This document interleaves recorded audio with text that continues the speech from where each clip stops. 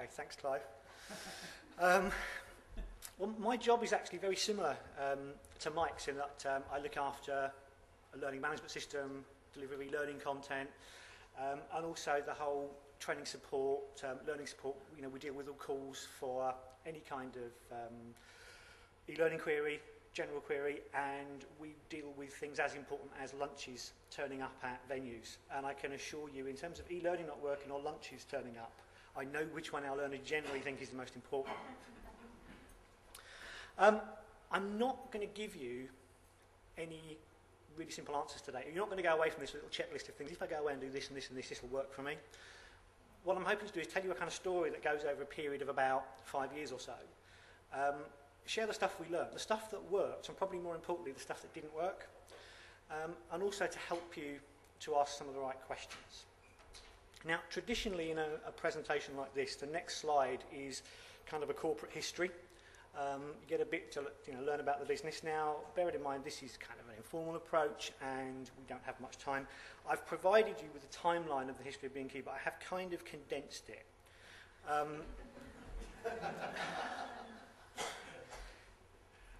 Just to kind of give you a better context, 1969, Mr. Block and Mr. Quayle, so that you've learnt something already, opened their hardware store in Portsmouth Road, Southampton. Here we are, nearly 40 years later, 329 stores, 38,000 employees, 36,000 of those in retail, 3,000 of those are retail managers. We're part of Kingfisher, which is the largest home improvement retailer in Europe, third in the world, behind only Home Depot and Lowe's. And if anybody from the US has never been into one of our stores, just imagine Home Depot, because I think we stole just about every idea that we have from Home Depot, including the hideous orange.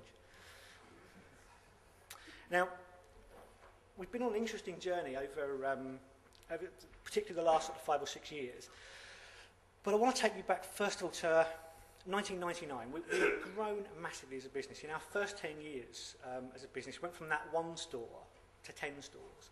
In the second years, we went from 10 stores to 25. We then went from that 25 to 250, and that was mostly through acquisition of other retailers. So we were in a position where we had a whole bunch of different ways of doing things. We had, in every store, different processes, different layouts, and we went through what I think is a fairly kind of standard corporate consolidation approach of introducing one way of doing every single thing. And to support that, we introduced what was also probably a fairly typical corporate university, the B&Q University, and we introduced a range of courses, we introduced a learning management system, we introduced a whole range of e-learning content. And over a period of about 3 or 4 years, we got to be really good at that. We got to be really good at delivering courses. We got to be really good at measuring learning and tracking learning and delivering e-learning content. And it was fairly easy for us because we had people in kind of fixed locations. We brought people together for courses. We never really actually joined any of this stuff up. And then around about the end of 2003, we introduced a program called Management Academy. And that was for our 90 high-performance, high-potential managers. And we wanted to put them through a very tailored development program over a period of 12 months. And the problem was those 90 would get together on the first week, and they would get together on the last week. So we needed to do something to kind of support these guys in between. There was going to be workshops, there was going to be e-learning content, but it would only be on the first and last days of the course that they would all ever actually meet. The courses would then be regional. And we found ourselves, I actually think this is quite an appropriate image. We actually found ourselves in this situation of being sat in the car with the keys in the ignition, ready to go, and no idea where we were going. I can remember we were asked to deliver some kind of tool with 28 days' notice, and it was the week before Christmas. And thankfully, the developers that we worked with delivered this for us, which was our Management Academy learning portal, as we called it, and then online community, as it later became. Now, it doesn't look terribly sophisticated, and in a lot of ways it's not. What I would say in terms of a bit of context, we launched this in the first week of 2004. So we beat Facebook because they weren't launched until about 3 months later.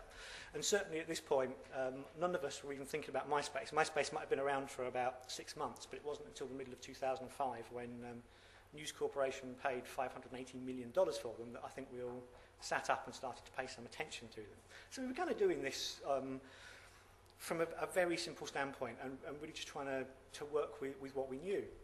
And it's a pretty simple site. We could deliver news content through it. We were pulling in RSS feeds from places like Fast Company magazine. We had a discussion forum. We had one really great feature, which is the user search. And what we had in the user search was the ability for people to actually, it was quite structured. They could go in and pick skills within their profile. So if you were looking for someone who had coaching skills and knew about stop loss, then you could go and find someone that had those skills, so you could then get in touch with that person. It generally worked quite well for us. It worked that well that we introduced another one. This was specifically for our senior managers. And we liked that so much that we introduced another one. And this was for our training team, for our retail training team, our head office training team, and for specialist trainers out in the field who were doing things like EPOS systems, other IT support systems, and specialist areas like showroom sales and so on. So what did we learn? Well, the first and really obvious thing, I think, probably comes from this slide, and the fact that we built 3 separate communities. Never stopping to think that actually someone who was working in showroom training may actually have some issues in common with someone who was on a management development program, or at least could actually support that person. So the first thing we had was not just one walled garden, but 3 separate walled gardens, and these walls were also pretty big and pretty thick, so we made sure that no one ever actually got into all the sites. We also, we worked with a content development company to develop these for us. So we asked them to show us how to use it. They said we needed content, funnily enough.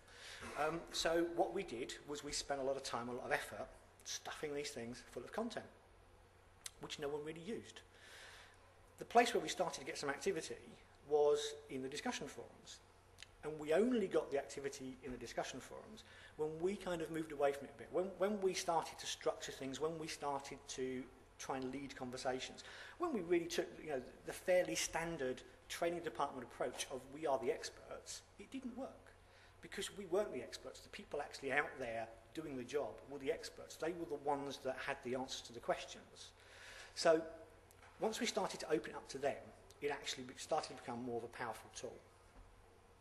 Now, this site worked for us the 3 sites worked for us for around about 2 years. But programs end, things change, user groups change, and over that 2 years, we withdrew all of the sites. And we went back to our kind of current standard setup of LMS and e-learning and intranet and so on. But then something happened which I think is probably the most compelling reason for actually thinking about, as a corporate organisation, certainly, why you need to think about this stuff. And that's because the digital natives arrived. And they all look about this old, to me, they're all 25 or under, but look like this. These guys are connected, they're net savvy. They're using all these kind of tools that you hear talk about, Facebook, MySpace, RSS feeds, Google Reader, all that kind of stuff. And what we did was we introduced a program where we looked at recruiting recent graduates who already worked in our business. So people who, while studying at university, had worked in our stores. And we only started off with a very small group, 8 people.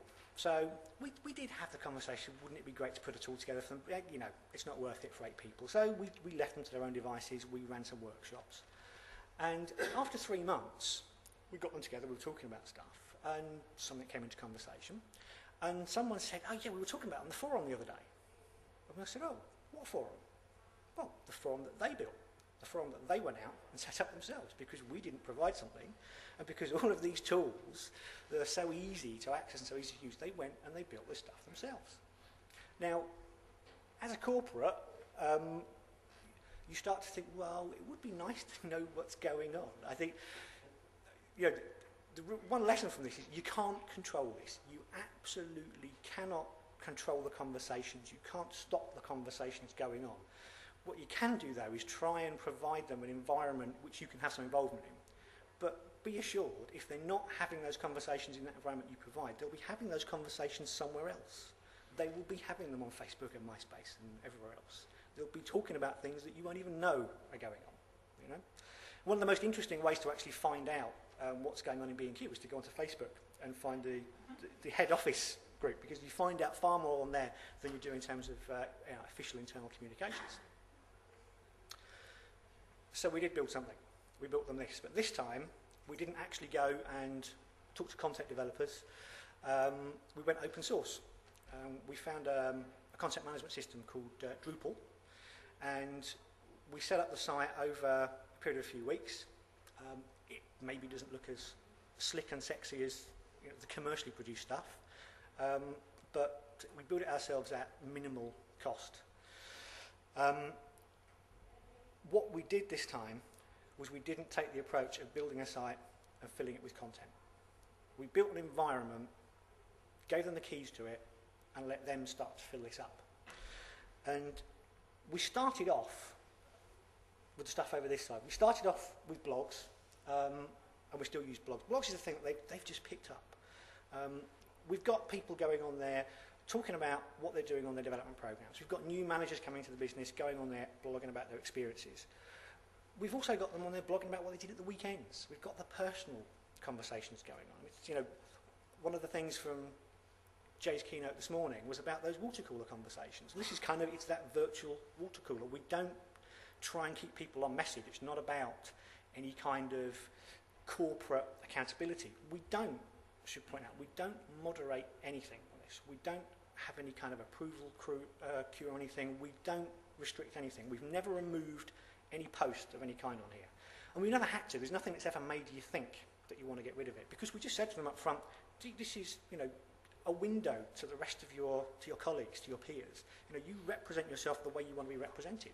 And we've just given them the responsibility, and they've managed that. We had forums. We've still got forums. Forums are great. The big difference between the forum we created here and the forum we created on the previous sites was the previous one was kind of nicely chunked up into how we thought people would like to discuss things. With this one, we've got a general forum, which is talk about your learning activity. We've got the coffee shop, which is where you go and talk about anything else. And we've got a support forum where they can go and chuck in any ideas and any problems that happen with the site. And that's it.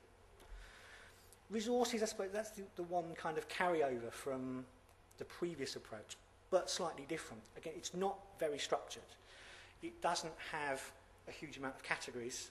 And the content's a bit different in that we still have things on there like books, PDFs, we have PowerPoint presentations, that kind of stuff. But we really threw the cat amongst the pigeons when we put all of the trainers' notes on here for all the courses that we ran. Learners loved it. The trainers weren't terribly keen for some reason. They seem to think that there's some kind of magic that they do when they've got these things that can't possibly be done in the hands of anybody else. They've asked us many times to take them off, but they're still on there. A couple of things that haven't survived. Private messaging. This is, I suppose, one area in which we have exercised some control. We made a decision and decided to change something, which was because the idea of the site was to try and get conversations going between large groups of people, particularly new people coming into the business. The private messaging, well, private is private. So they were starting to ask questions in the forums that then got carried over into the private messaging, which then you didn't get the benefit for those people that then coming along later. So I suppose we forced them out into the open. We forced things to be public. The wiki as well. Wiki is one of the things that we may well reintroduce. I think the problem was we just put too many things out too quickly.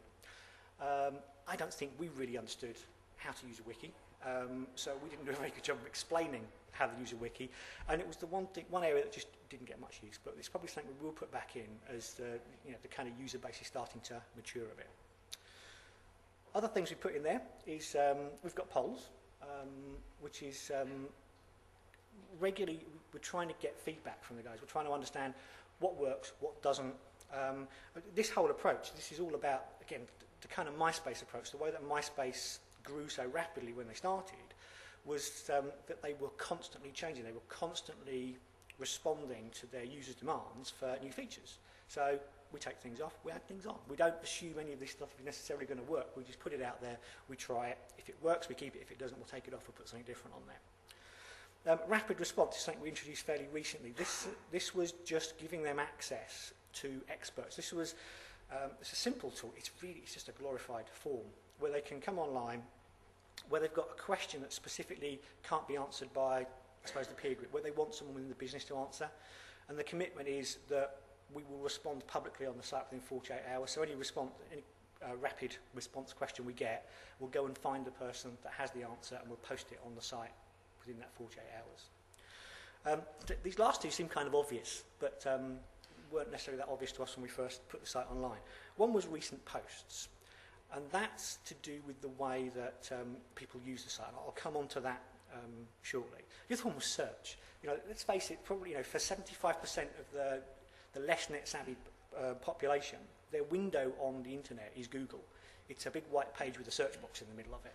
But we didn't actually think to put a decent search on this when we started. But we do have a decent search on it now, and it gets a lot of use.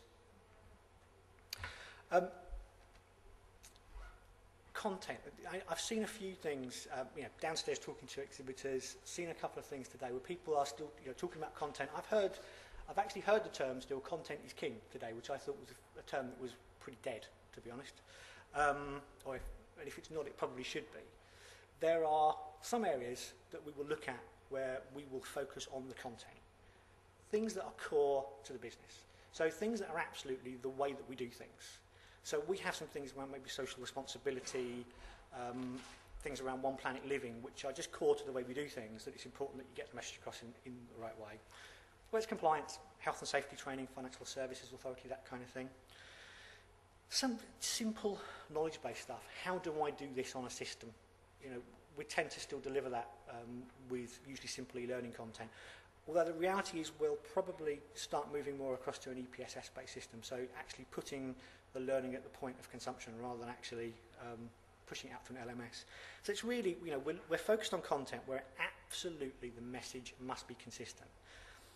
But I would challenge you to go back and have a look at all of your learning content and actually be sure how much of it really must be consistent, or how much of it is actually you or your marketing department or subject matter expert says it absolutely must be this way. Because we've just found we're getting much better results and much better feedback since we didn't push out this kind of structured content. So the focus for us is on connections, and particularly focusing on management development and new managers. As a new manager coming into our business, we recruit from other retailers. We recruit from Tesco's and Sainsbury's and IKEA and Homebase. And whatever, some of these people are our competitors or whatever, we recruit these people because they're really good managers. They know retail. They know how to manage a team of people. They know how to manage supply chain processes and things. What they don't know is how to do things within B&Q. So it's not really about a learning curve. You just got this little bit at the beginning, which is kind of a few things about maybe B&Q processes. The rest of it, that curve, is about getting into the B&Q culture, about understanding the B&Q way of doing things. And that's what this does. It kind of shortens that culture curve because it gives them access to this huge range of, I say, unmoderated information. And, things can be said there that as a training department you can't necessarily say. Customers are the most important thing in our business. Customers are why we exist. No customers, then we have no business. But I can't really run a training course and say, frankly, sometimes customers can be a pain in the arse. Because they can. On here, their colleagues, their peers can say that. They can say, God, I had this person. You wouldn't believe the way they behave. And someone else say, yeah, I had something like that. This is what you do. This is all you need to do to deal with someone like that. You just can't do that stuff in a corporate training course. They're learning to search. We've got, like most organisations, we have got masses and masses of information on an intranet, on an LMS, on this system, all over the place. From day one, they're exposed to this environment where they can search for things, where they have to search for things. They're learning to use that outboard brain, which I think is a great term about, you're not storing the content in your head, but you know where to go and find that content. They build a network. They build a network from day one. Again, as a new manager in our business, you may not meet anyone that's in the same circumstances as you for 6 months. So I had a great example of a guy recently who went online and said, I've been in the business 6 weeks. I'm training to be a showroom manager, and someone just said to me, showrooms is absolutely the worst place to work in our business. Customers are just awful over there. Process is awful. Stock doesn't turn up. Things get damaged. It's just horrible. I think you're mad for working over there. And he went away and put this post, and by the end of the day, he had 3 managers working in showroom departments, putting posts on there saying, well, you know, that's what people told me when I started, but actually it's not so bad. Here's my phone number. Give me a call. They get that kind of network set up when they start. That network stays with them. They get that peer support. They get it from day one. They've got this fantastic group of people that are actually doing the job, that know the realities of the job, not us sitting in the centre, knowing how process should be followed, knowing how things should work. We've got 329 very, very different stores in very, very different areas with very, very different customers. The guys out there actually know how it works and are the best people to support their colleagues. Now, just very quickly, one thing I will touch on is cost, because Clive did mention that this is, you know, we did this without spending a lot of money. I think there's a bit of a message in the fact that when I went back this weekend and I actually looked at how much it cost us to produce the old site, and this is without any manipulation at all, just a simple, take the cost, take the number of users, and it came out at £666 a head. I do think there's a hidden message in there somewhere. With this new site, if you take, we've got 1,200 people in there. Of that 1,200, there are probably 500 active users. We get 500 individual unique users every month. Of those, about 300 are on the site pretty much every week. Of those, there's 100 that are on the site once or twice every day. So if we just say, let's take that 500 as the number of people that we're paying for this for, it costs us £6 a person per year, which I think is pretty good value. You know, I don't think there's many other ways that we would be able to do this kind of connection for that kind of money. Just one last thing before I finish is, if you want to kind of see some ideas of how this stuff works and actually see something built in the same platform, sure, Clive will be pleased that I plug this. Clive is chairman of the e-learning network, and I'm a committee member along with Clive, and we've just been working over the last month or so to build a new e-learning network website, which has been built using the same tool. It's got social networking features, it's got the forums, it's got the same kind of stuff. It's free to sign up, so I would encourage you to head to elearningnetwork.org, sign up for an account, and just, you know, see some of the stuff that's on there. And if you want to talk about any of this stuff, you've got my direct contact details here, or go onto the forums on the e-learning network site and post your questions.